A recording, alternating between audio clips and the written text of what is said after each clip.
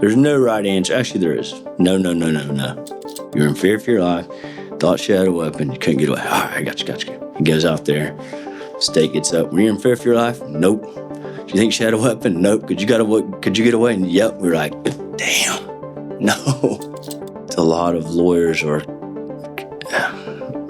narcissistic. And they want to win when it's not about being right. It's about getting the result that your client wants. He's like, well, tell me about you. I'm like, I don't know what difference I'm like, I'm a criminal defense lawyer in Chattanooga. I was like, I don't know. Actually, yesterday I went viral running up some hill, and the guy's like, dude, that was you? I've watched that 10 times. And his wife's the next to him. He's like, honey, it's the guy there up the hill. Yeah. Being able to identify small issues is huge. And, and most people just aren't willing to go that extra mile to do that work. A lot of people ask, well, how do you defend somebody that's guilty? Well, that's not my job. My job is to defend your constitutional right.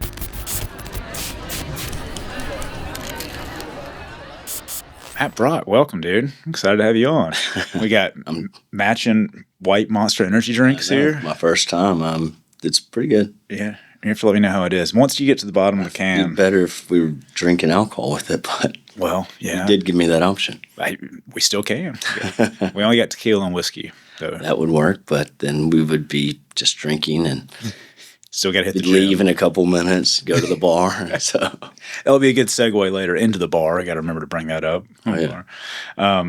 Man, I got some notes here, but some of the ones that cracked me up, because I'll send it to you on Instagram, about the running up the embankment part, like getting out of the car. And that still gets shared everywhere. But for those listening, watching, Matt Brock, partner, Best and Brock, attorney, DUI is a specialty of yours. You're one of 3 attorneys in Tennessee and Georgia. You have to tell us something about this. ACS-CHL. Is that how you CHAL? Forensic lawyer scientist. That's pretty cool. That sounds really fancy. It does sound fancy, and it is fancy, but it gives more prestige than the truth of what I know. All it means is I know a little more than the next guy. I'm the furthest thing from a scientist. That's awesome, though. And you have to tell me more about, I saw you running an ad looking for people to come basically get drunk in Nashville. Yeah, and I've talked to a lot of people. I had 2 DAs talking to me about that today, and they were like, because, the ad said, can I find somebody? I need a girl to come get drunk, and it was free in Nashville. And they're like, that's one hell of a way to get women. I was like, no. I was asked to find another female for the study. Like, I was like, but damn, maybe I should run one of those programs. Yeah, it's a great idea. We got to hear more about that. And then teacher and speaker. So it says you got more than 20 engagements, other attorneys, you're multiple super lawyer rising star honors, volunteer of the year. Been busy. A lot going on. Yeah. You guys been crushing. Awesome building down there, too. Yes. Looks real good.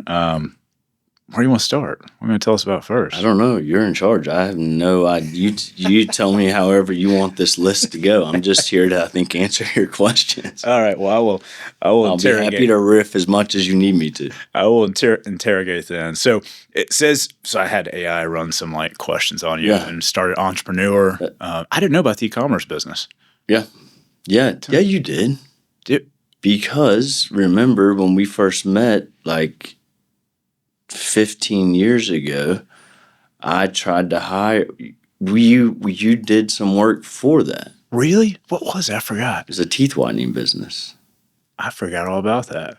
You don't remember that? No. Damn, obviously it meant a lot more to me than it did to you. I wrote in my diary, I can't wait to see Sam again. It's been so long since we discussed teeth whitening, and for you, it's just you're the busy one. It sounds like. Man, I forgot all. That's probably CTE too, man. All the head injuries, So the e-commerce, remind me of it. So you're selling teeth whitening? Yeah, it's actually crazy.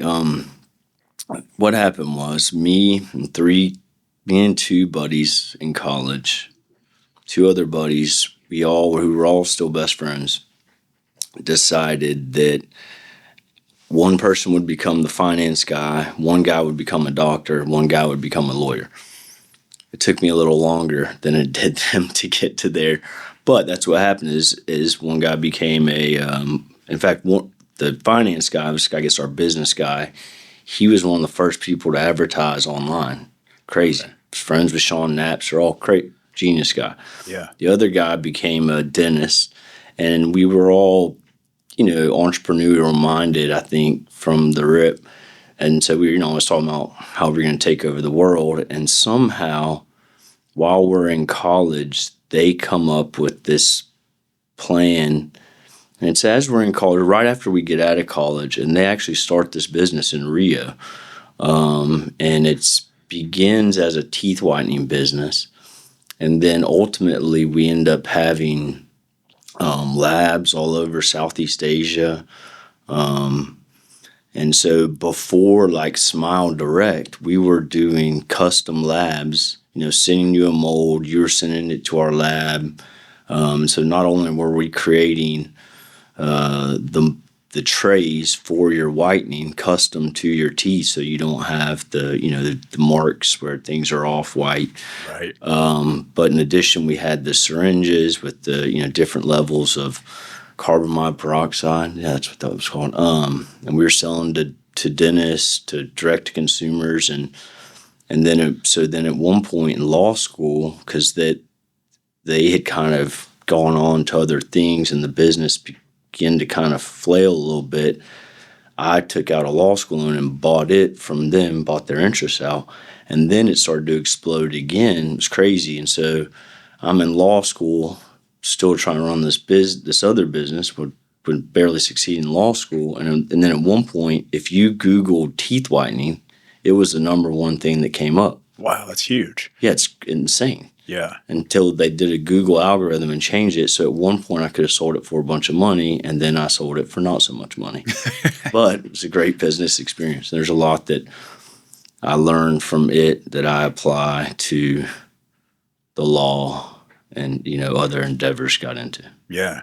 And so then you went and finished your law degree and came out guns a-blazing. No, I came out guns with no bullets because what happened was I actually gave a talk on this recently that was kind of based on the idea of being an idiot but being successful in Denver recently. And so what happened was I'm in California. I went to law school out there in San Diego. I took the California bar. I think the pass rate then was 40%, something crazy. It's the toughest bar. It's longer. It's harder. There's 50 million law schools out there. So I failed it, had to move back here, and then took Tennessee bar, didn't pass it, missed it by 1 point. So I'm like 18 months of taking bars, finally passed it. So it took a long time to do it. And in fact, there was like, people remain nameless, but they were like, you know what, you should just come work for me. I'm like, so you want me to just give up this, whatever, 6-year endeavor? Yeah. Trying to get it done. And so when I moved back here, I'm still running that teeth whitening business. And it's, if you ever watch Better Call Saul. Yeah. So it's kind of funny because I had an office in the back of, my stepdad Dexter. Yeah. In his old construction office that's over there on Broad Street. Yep. Yeah. And so clients would come. Well, let me back that up. When I'm first starting, I have my teeth whitening business that's in there. So I'm sitting there and I'm like answering the phone. And we had a service, but when there was a problem, I'd be like, hold on, let me put you with, HR or whatever. Yeah. The lab. And I'd be like, oh, hello, lab. Hold on 1 second. And so that's awesome. Well, so I'm running that out of there. The teeth whitening company is doing pretty well, not as well as it was before that algorithm change. And then so eventually I passed the bar. Great. Yeah. But at that time, it's, what year is this? Like 2012. Economy's still terrible. And I'd focused on international business law. Okay. I thought I was going to do like mergers and acquisitions in Hong Kong, but I had terrible grades. I went to a terrible law school. Like that was never going to happen. And so I sent out all these resumes all across the world to, to get a job. Nobody's hiring me. And one day, somebody's like, well, you can go to criminal court and you can go there and determine whether or not you want to be a criminal lawyer. And I was like, well, didn't pay attention to that. I was focused on business law. I mean, I've been arrested before. I understand that part, but I don't really understand the criminal. It just wasn't something I was ever interested in. Yeah. And so this chick takes me around. She's a lawyer, new lawyer. Yeah. They're like, hey, she'll show you. You can go there. You can get an appointment. They'll pay you money. I'm like, well, that's more money than I had yesterday.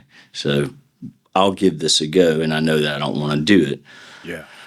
I go there the first day, and and I'm sitting up front, away from the alleged criminals, but I'm in a suit, and she's saying, "This is this. These are words I don't know. This is where the judge is." So I'm sitting there with the judge, but in the first day, people in the back, they're like, "Brock, what you doing up there, man? What'd you do?" And I'm like, "I'm a lawyer now." They're like, "What?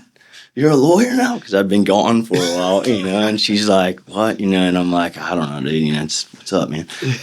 Good to see you, not that I'm just," and then this keeps happening. And then finally, she's like, the girl that showed me around, she's like, how do you know all these people? Because it kept happening, like, "Bro, what are you doing, man? What? Because you're not even back here with us. Like, did you kill somebody?" And I was like, oh, shit, I have a built-in base. Like, I already know, I know these alleged criminals. Yeah. And so that was when I had an epiphany of like, okay, I'll go into criminal, or at least I'll try. And then, so what happens, back to that Better Call Saul analogy, is that then I put another desk, and mind you, in the back of my stepdad's construction company. And so now I'm running two different, put two different hats on. I'm taking call over here, and then I'm trying to learn the law over here. And it's funny because people would walk by and they'd come in and they'd be like, "I'm looking for Matt Brock Law." And I'd be like, "No, that's me. And I have to walk them all the way through a construction office. And so that's kind of how I got to the criminal law part of it. I don't know if that's even what you asked me. Yeah, absolutely. I mean, and now, like, for those listening, watching, you got 700, and I was looking today in Google Business Profile, 790 plus reviews, good reviews on there. I mean, there's a couple bad ones. I mean, that's going to happen. Yes. But that's that's huge. I mean, when I tell people, I spend a lot of time focusing on the business law. It's like I'll tell a lot of younger lawyers who are trying to figure out, go to solo. It's like, how do you do this? And I always tell them, I'm really, I think, a businessman that became a lawyer and was fortunate enough to be decent at it, and only because I put a lot of time into studying it. But those Google reviews are, I think the closest to us, at least in the criminal field, is like 170. So yeah, that's huge. But again, it's the same thing as I've learned a lot from, I was in real estate before going to law school and all that, before the teeth whitening stuff, at the same time. And I've used a lot of these things and applied them. And one of those things was how important reviews were and all that. Yeah. And so when I first opened my own firm, I already knew how to do all this internet advertising. And I remember, for instance, a local attorney's really successful being like, "Hey, dude, what the fuck, man? Like, how you just started and you're competing with me?" And I was like, "You don't understand the internet." Yeah. And this is like 2013, which sounds insane. But people didn't know how to do AdWords and all the things, I mean, and so it was it wasn't easy, but I had a leg up on them as internet advertising for small business started to accelerate. I already knew how to get there. And I didn't know how the hell to be a lawyer. I'm still trying to figure that out. But I knew how to run a business, particularly online. Yeah. Which you do not remember at all. I still don't remember the teeth whitening thing. I don't know why. Now I'm going to go back and look, though. I'm going to go search and find it. Well, I mean, it seems like it's done well. I mean, it's always nice and humble for you to say you're still figuring it out. I think we're all still figuring it out. Well, that's always the thing about the practice of laws, someone, you don't know the answer. Like, well, it's called the practice of law. I'm just practicing. Like, it's just, it's constantly evolving. But you did have a big case, and I joked about it earlier, but I mean, it's still, I see it shared around the internet to where, walk us through it. But basically, there was in a trial. No, so it's not, are you talking about the Hill thing? Yeah, what was the Hill thing? You tell the story. Well, it's, first of all, how it became viral is it's just funny. It's ridiculous. I was looking for a picture of my nephews from years ago. It was like around their birthday. And like that day, my in-house marketing person had said, hey, we need some more content, as you always do with any business. So that was in the back of my head. And so this is like a year ago. When I find this video. The video was like 6 or 7 years ago. And as I'm looking for this picture of my nephew, I was like, oh, shit. This video may be worth something. It's something that you can put on Instagram and say, look at what he did. And I didn't think anything of it. Yeah. And I'll explain what it was, but how we got there. And so anyway, so I put it on there. And probably more helpful, I tell you what happened. What happened was a guy is driving, and when the officer blue lights him, the guy turns and goes behind. You know that like China buffet out by Hamilton Place? Yeah. Uh-huh. So he got back there. It's a big building, and it took the officer I don't even remember now. I want to say, because I've seen so many different stories, I'm not sure what the hell happened. But like I think it was like 15 seconds for him to get back there. The time he got back there, the guy is sitting in the passenger seat and the driver's side door is open. So we go to court and I tell the officer, and the crazy thing is the officer is probably one of the toughest DUI cops there is. I mean, he just no nonsense, would never negotiate, because the prosecutors will give a lot of deference to officers if they're saying, hey, there's an issue with this case, or for whatever reason, I want to help reduce these charges. Yeah.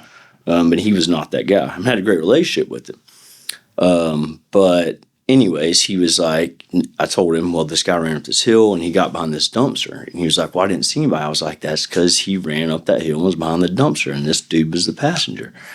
And he's like, that's impossible. He couldn't have made it. And so I'm like, all right, well, I'll tell you what. I'll come back here next court date, and if I've done it within 15 seconds, then you reduce it or dismiss it. I don't even remember what it was. And we came back the next court date, and I'm like,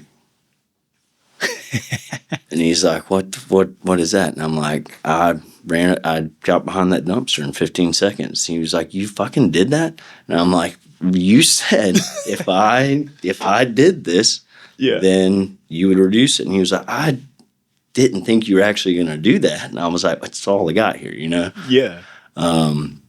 And which is why a lot of times you have to do unorthodox things to get those results, particularly when you're not as smart as the next guy. You've got to figure out other stuff. But what happened was again, I was looking for that picture of my nephew, and I gave that video to my marketing people. And like a week later or something, Hannah's her name, she was like, that thing has like 2 million views on our Instagram. And I was like, no, that's crazy. Yeah. But I mean, that's not going to make us any money. So sweet, Yeah. And then like, I don't know, like 2 weeks after that, I wake up to like, 100 messages on my phone from people like, dude, you're on the front page of Reddit. And I'm like, wait, what? Like the number one thing, guy runs up this hill and all this type of stuff. And they had changed kind of the description of it. I don't remember what it was.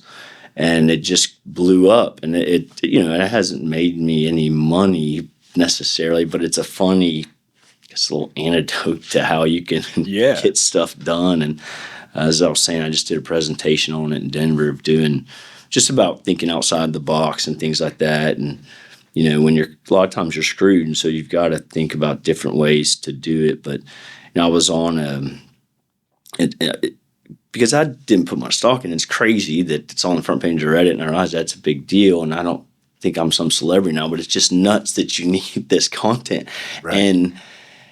And I've had all these people call my parents, but I think I saw your son on this thing. But some of it says Knoxville, and the crazy thing, I'm on this investor video like the next day after it goes viral, and the guy's talking about their, what they're doing, which matters because I'm the one putting money into it. Yeah. He's like, well, tell me about you. I'm like, I don't know what difference. I'm like, I'm a criminal defense lawyer in Chattanooga. I was like, I don't know. Actually, yesterday I went viral running up some hill, and the guy's like, dude, that was you?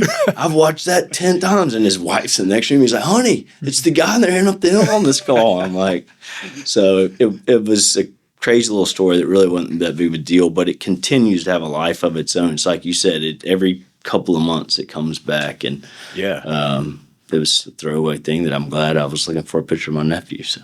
Yeah, it worked out perfect. I mean, it's creative problem solving, that's got to be good for Well, I had business. a guy, too, from Ohio who didn't know. I think he was coming through for Bonnaroo, or I don't know. And so he didn't know anything about the lawyers in Chattanooga. And he, like a couple weeks after he'd hired me, it wasn't even a DUI, some drugs or something. But he calls me. He's like, hey, man. So I had a call back from him. I don't remember his name, but hey, I just wanted to see, are you that dude that ran up the hill? I'm like, yeah. He's like, yes, bro, yes. I didn't know if I'd hired the right attorney. And I'm like, is that it? He's like, yeah, man, sweet. Looking forward to this. I'm like, all right, man. So is Bonnaroo targeted? I feel like they sit outside. Oh my God, yeah, absolutely. It's insane. There's a certain Walmart out there that they sit in. I guess I've never been to Bonnaroo, which is ridiculous because when I was in California, people would be like, "Oh, Bonnaroo." I'm like, "You go every year?" I'm like, "Dude, I'm actually 45 minutes from. I've never been. I just don't like to camp." But it's so hot, dude. I've never been either, and it's so miserably hot camping there. I'm like, unless there's some crazy VIP thing where someone walks me in and walks me out and puts me in a shower, I'm not doing it. But to each their own.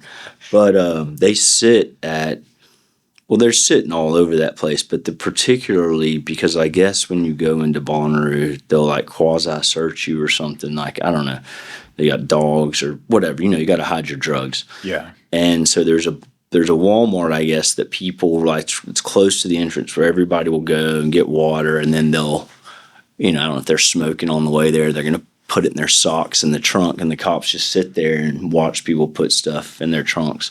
But the great thing is that, I shouldn't say this out loud because it's a great money-making thing for most of us lawyers around here, is typically they'll let you resolve these out-of-state cases as long as they're not that big of a deal without people coming back or just paying a fine or something like that. Because what's a festival without drugs? I mean, this can't be too ridiculous here. Right. Come on. I mean, is that mainly like county? I mean, it's got to be county out there. It's Marion County that's really focused on it. So it's definitely a moneymaker for them, right? Mm-hmm. Yeah. Yeah, and obviously they'll catch some, big fish sometimes, but it's usually just people with their personal use type stuff. I like how you guys put out like one thing, I guess, marketing side, but it probably works well of a sobriety test, because they have to announce that, right? Like we're going to be doing field sobriety test. Yeah, they've got to put that out there. That's one of the things with our social media that people seem most interested in, is where the sobriety checks points. Not good business for us necessarily, but we don't really want people to drink and drive anyways. Right. We don't want you to be drunk and drive. It's actually easier if you have drink and drive, then you get arrested, then we can get you out of it easier because it wasn't illegal in the first place. But we put those out every month, and because they have to publish them. Yeah, yeah. And I mean, it's got to be probably good for the marketing side because people want to follow your account then and stay in tune. Like, okay, Best of Brock has like good information to keep us safe and that sort of thing. Yeah, I've always been like, when we first started the firm, I understand social media and all that, but and now a lot of lawyers, particularly guys that I know across the country, they're making like decent money on TikTok just telling you how to get out of a DUI and all this type of stuff. I've seen some of that stuff, yeah. All those are my good buddies, but I don't want to be doing all that stuff. But the thing is that I wouldn't follow a law firm, even as a lawyer. And so they're like, well, you got to do all the, put this out, put this out. I'm like, no one gives a shit about what type of information do we have where someone's like, oh, I got to follow that, Right. But those checkpoints have been shared. Yeah. Everything else is no one cares. All right. So on the DUI part, I had a note here. Like most people assume a DUI charge, like it's open and shut. But I mean, where does that science actually fall? I mean, is it? So that's like, there's a lot. Many people, particularly back in the day, and it's probably not as true now, but even criminal defense lawyers would think that DUIs, it's like a lesser than, because it's not a murder. And we do everything, we've had murder trials and all that type of stuff, and still do. But DUIs are probably the most complex crime there is, and there's a lot of different ways to look at that because of how much goes into it, from the beginning of a stop to the end of a blood draw to when it goes to the lab. There's just all these little nuances to it that if mistakes are made, you can really turn a case or suppress evidence. And, that's one of the things that when I first began practicing, again, going back to being what I consider myself kind of a businessman first, is I looked at the market and said, okay, who's making the money? And were the DUI attorneys. I look back, I don't know how I found this out recently. I was going through tax returns or something. But my first year in law, I made $14,000. Not very good. But I took every bit of money I made and I put it into training. And so that training began with field sobriety training, which I was just doing. You asked me about before we started or when we started. I have no idea. Yeah.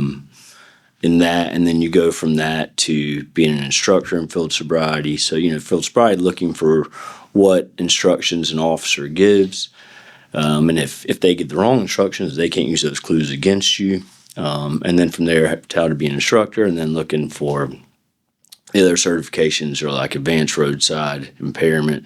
And then drug recognition enforcement. And then the last thing when you're talking about with the lawyer scientist stuff is the scientific aspect of it, of how do they get to these numbers.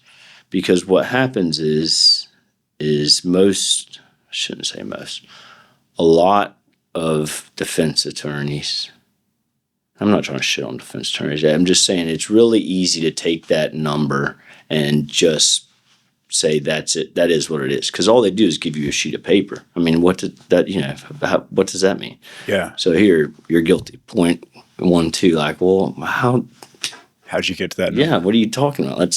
That doesn't show your work. Yeah. And so, but the thing about it is you can't get that evidence until much later in a case, meaning until you're in the criminal court, a court of record, and you have to request that type of evidence. And even when you request the type of evidence, you have to understand the evidence because the state may fight it, and you have to be able to explain why you need it. And if you can't convey what it means to you, then the judge may not give it to you because seems like you're just on a fishing expedition. Mm-hmm. But the point of it is if you're able to understand that, and you still need an expert to explain it because I can't testify. I mean, we're talking about, I think you're asking about the science part of it. Yeah, yeah. But if you can find issues in their work, and the person doesn't look impaired, or there are other reasons why they may seem impaired, then you can really begin to snowball a case, meaning if this isn't right, then this isn't right, then that's not right, then that's certainly some reasonable doubt. Sure. And so the idea is you're just not accepting on face value, but you have to take, I think it's 6 classes. They're 4 days each in Chicago. and you have to pass a test, and you have to actually take the first class again. I mean, so like I remember after the first, 3 hours of the course, the scientist, who's one of the foremost gas chromatographers in the world, and has actually become a great buddy of mine, asked, he was like, any questions? And I was like, yeah, what? You know, like, he was like, what do you mean? I was like, yeah, what did you just say? You know, because as someone that failed college algebra 3 times, the science is not my strong suit. But being able to identify small issues is huge. And, you know, and most people just aren't willing to go that extra mile to do that work. Now, I don't know if you can offer legal advice in this, but you know, if someone has been drinking and they don't think they're drunk and they get pulled. You know how many times I answer this every day? I know the answer to exactly what you're going to ask. Do they deny the test, or do they take it? So it's a loaded question, but really the truth of the matter is this. If you're pulled over, you say, no, I have not been drinking. No, I will not take this test. No, when you know I will not take field sobriety tests. No, I will not take a blood test. No, I will not take a breath test. If every person did that, you would give them very little evidence to have a probable cause argument that would make my job much easier. But the problem is everyone thinks that, and law enforcement is great. I have a bunch of buddies that are, but officers know that with DUIs that all they really need is a moving violation, odor of alcohol, and that's enough for probable cause. I'm generalizing. But even in Tennessee, and I say in Tennessee because I work in Tennessee and Georgia, in Tennessee, the case law says field sobriety testing can only elevate suspicion, not eliminate it. So by I'm not telling you, I guess I am telling you, don't tell the subject, lie to law enforcement in this only scenario. Otherwise, always be truthful. But you're only giving them evidence, you know. Yeah. And I'm sure you saw this year where, and I don't think that it's nefarious. I think that particularly in today's world with cameras and all that stuff, they're just covering their ass. And there's plenty of officers that I was talking to a trooper the other day that says he lets people go when they do well on field sobrieties. Of course, I never see that because it's not a problem. Yeah. But I'm sure you saw this year where there was, I don't remember what it was, 200, 400 cases that just in this one investigation had found that there were people with 0 zeros. Yeah. And I had 2 here. I mean, I had 2 just this year, and I probably had, I don't know, 15 over the course of my career. So, you know, it's more than 1 a year of 0 0. But the reason I say that is if you get pulled over and you say, you know, they say, have you been drinking? You said, yeah, well, I had a beer 2 hours ago. They just assume that means you had 10 beers. Right. But you're being honest, and then it actually comes back as 0 0. But the problem with that is, obviously, yeah, your case gets dismissed, but, you know, somebody that works for somebody else loses their job, you're persecuted socially, it's in the paper, and no one remembers your case was dismissed. It's still the fact that you were arrested. Yeah. Yeah. That's a great point. I had a buddy that was driving his drunk ass wife home and went through one of those sobriety test zones that he should have been following your account on Instagram or wherever. And he gets pulled over, and he'd had I think 1 beer a couple hours before, you know, completely fine to drive, sober at that point. 1 beer wasn't going to make him drunk. But that's one of the first questions. And they're like, sir, have you been drinking? And he's like, no, sir, I'm just driving my wife home.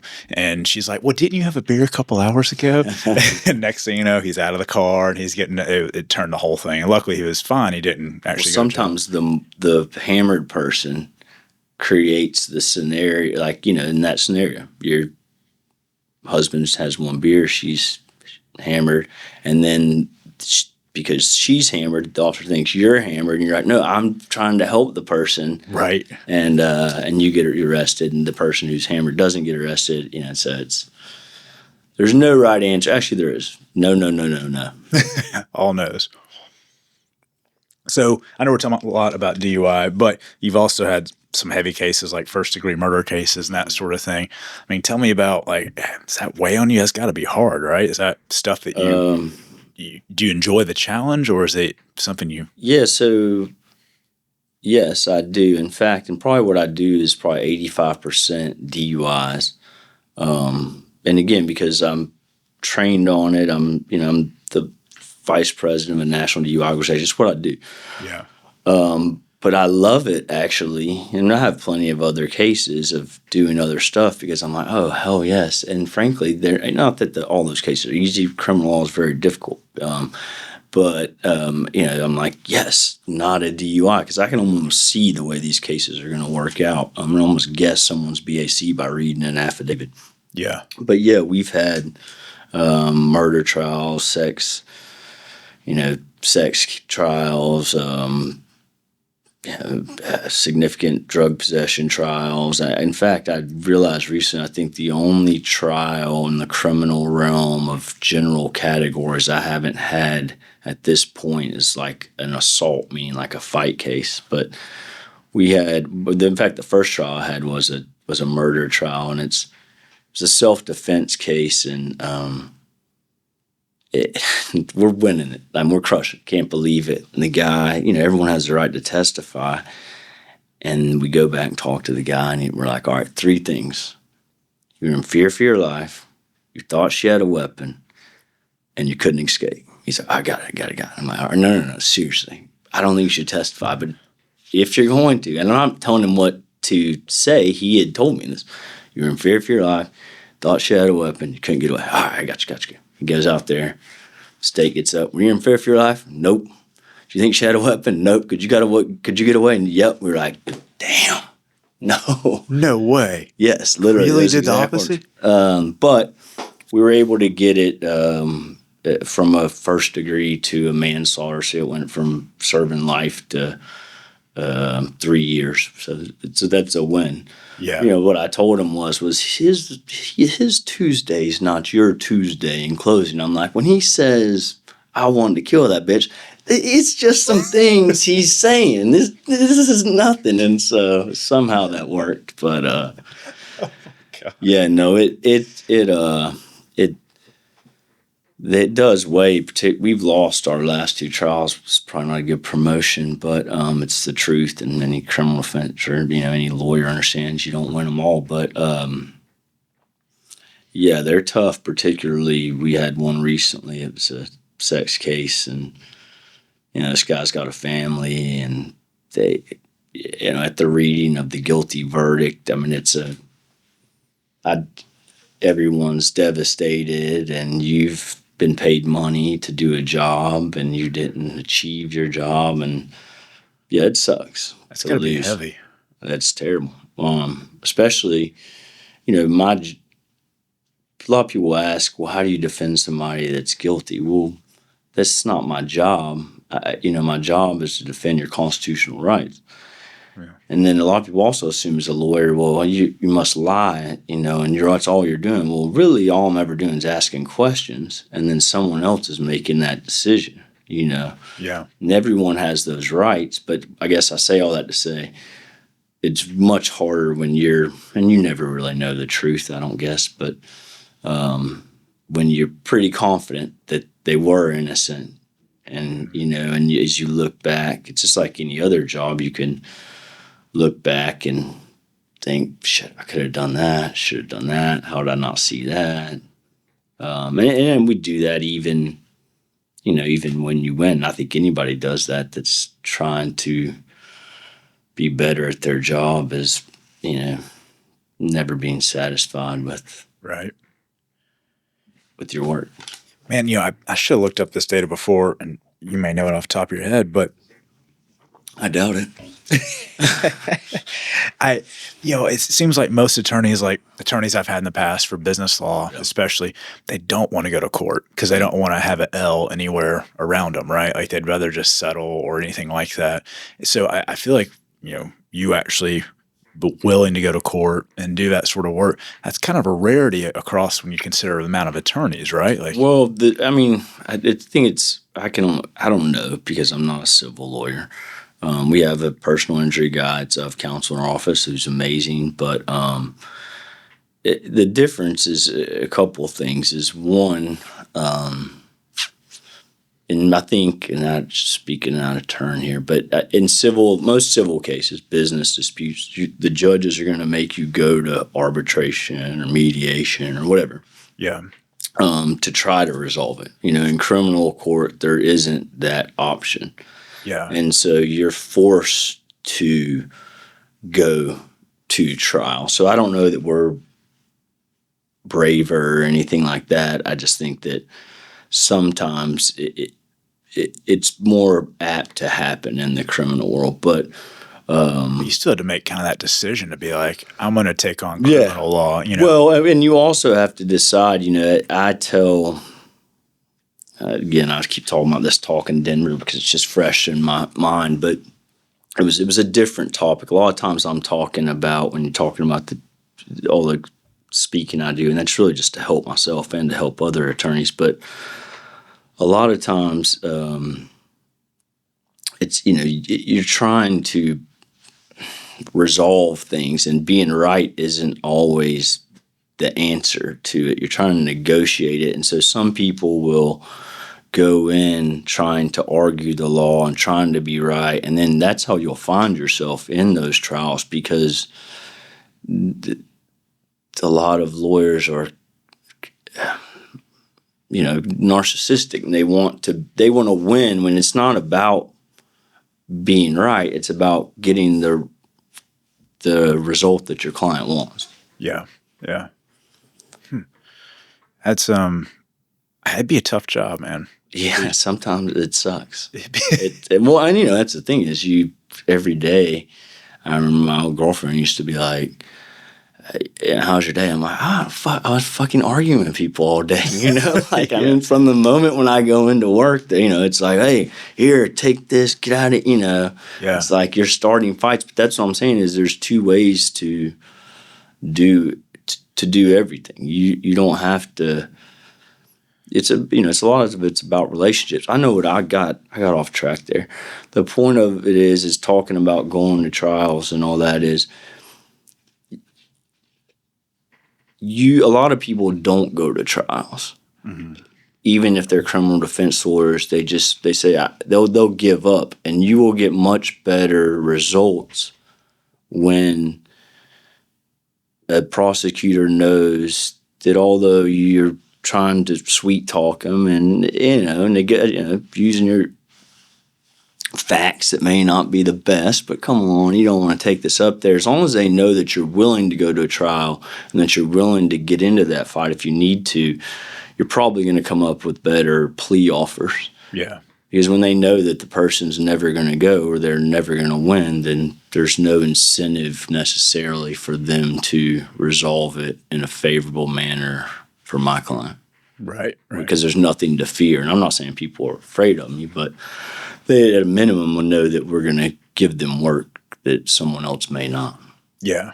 Kind of a bit of a poker game, it sounds like. Yeah. But I think I was talking to somebody, actually a case that may be set for trial. I was talking to the prosecutor, and it's very rare that you've got some silver bullet or secret, smoking gun that you're going to be like, aha, and this happens. So most of the time it doesn't benefit you to hide anything from them. So, just recently I created a PowerPoint of, in this case is not set for trial yet, that's the way it looks like it's going, of how I would win this. And it wasn't in a threatening way. It was, these are my strengths. These are the reasons why we should resolve this case, and now I haven't got an answer yet, but hopefully they're thinking about it right now. So, well, probably not. Wish you luck. Yeah. I mean, it sounds like straightforward, Yeah.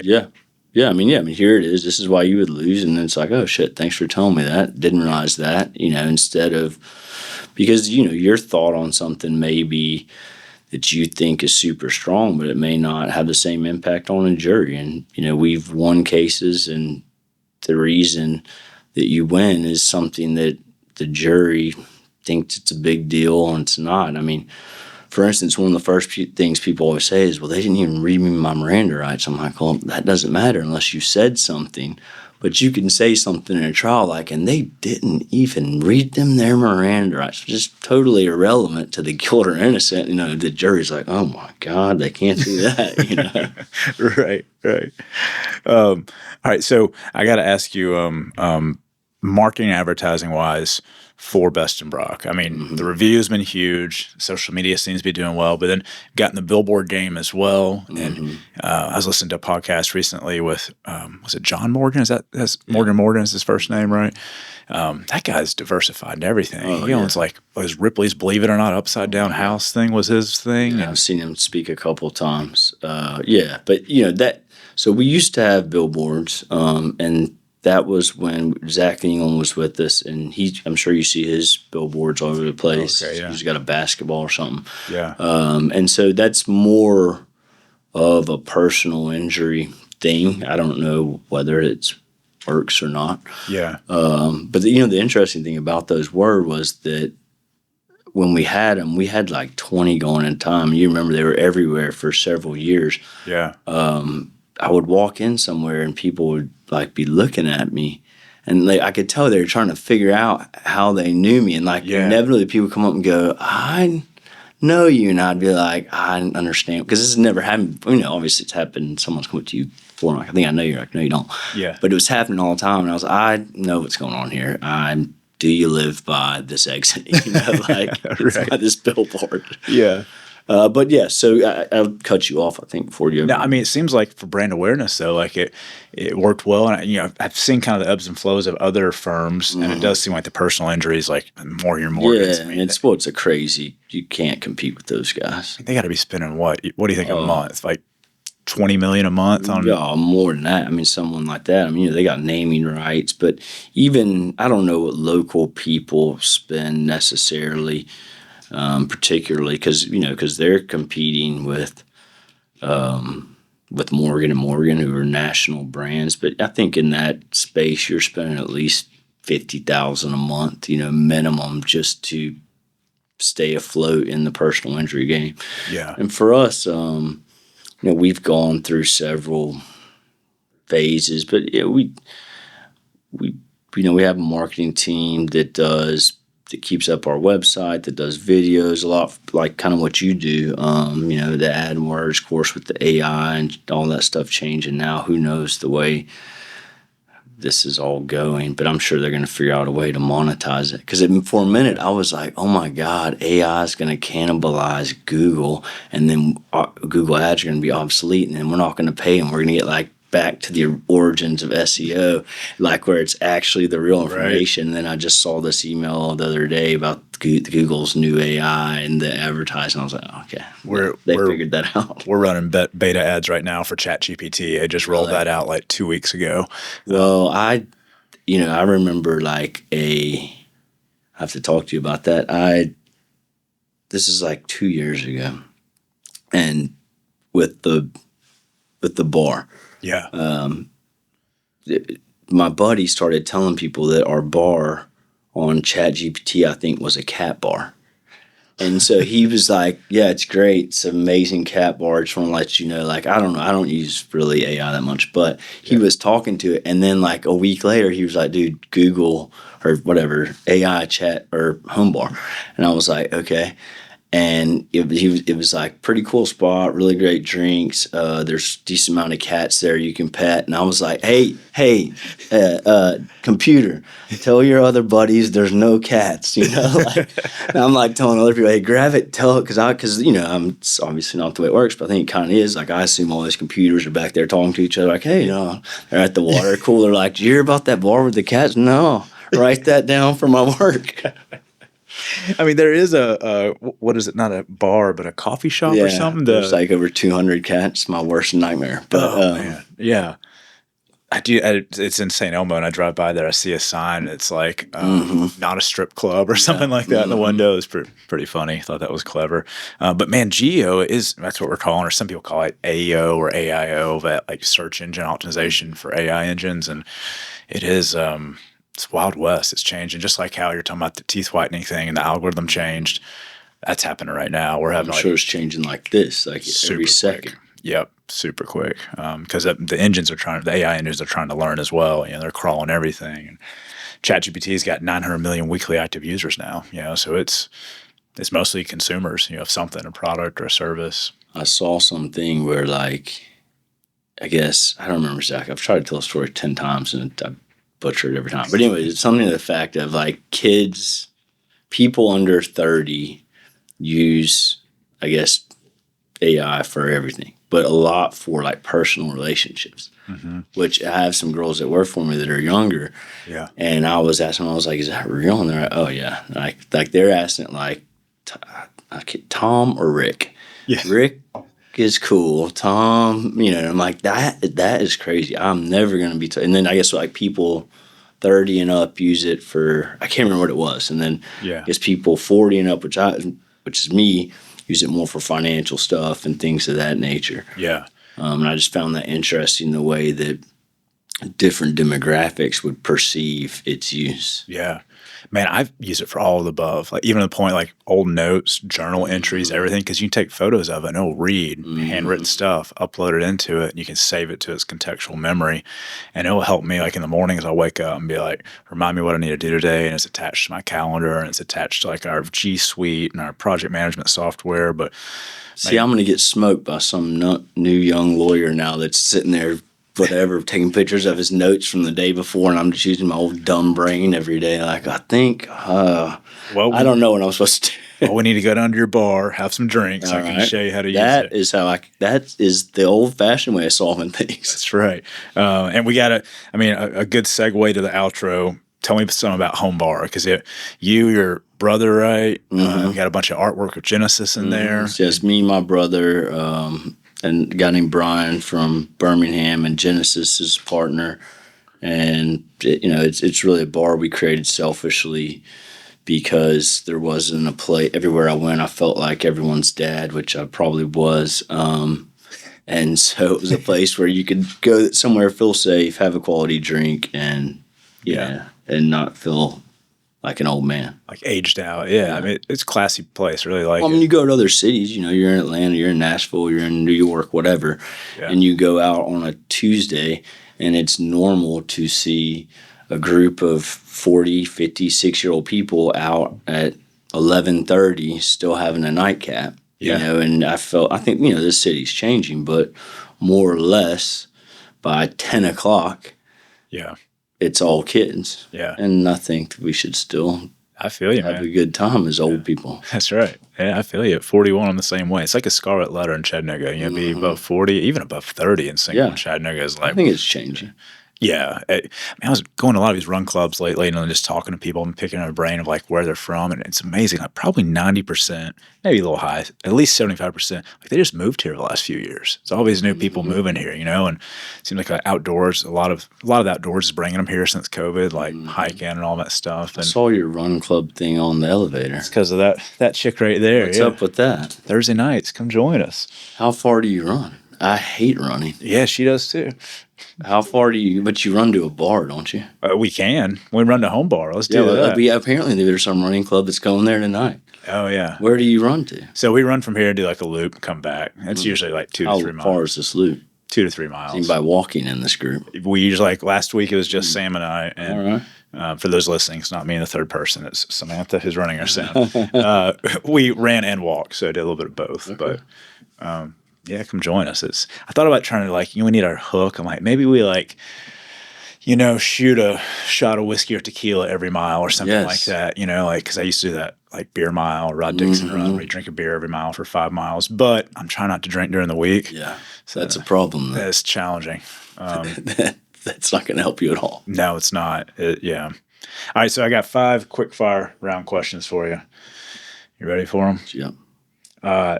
Sustained or overruled, pineapple belongs on pizza.